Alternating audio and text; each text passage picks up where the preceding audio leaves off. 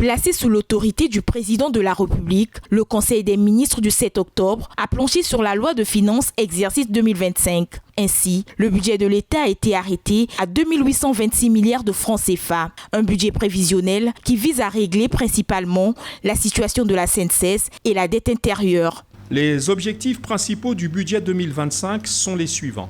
Tout d'abord, consolider les recettes publiques avec un accent mis sur l'élargissement de l'assiette fiscale et l'amélioration de la collecte des recettes non pétrolières. Deuxième grand objectif, il s'agit de rationaliser les dépenses publiques. Celles-ci devant en priorité être dirigées vers les secteurs stratégiques tels que les infrastructures, l'éducation, la santé et l'emploi des jeunes.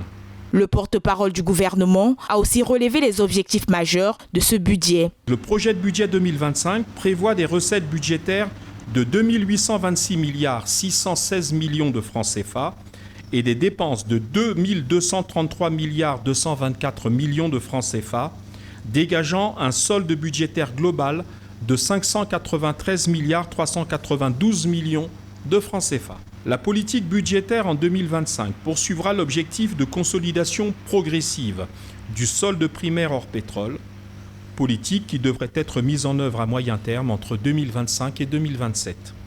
De manière spécifique, il s'agira notamment de soutenir les couches vulnérables avec comme action phare la régularisation de la situation des employés précaires de la SNCS et de la CAMU par le biais d'une subvention spéciale de l'État de près de 10 milliards de francs CFA, grâce aux recettes générées par la revalorisation des prix du carburant.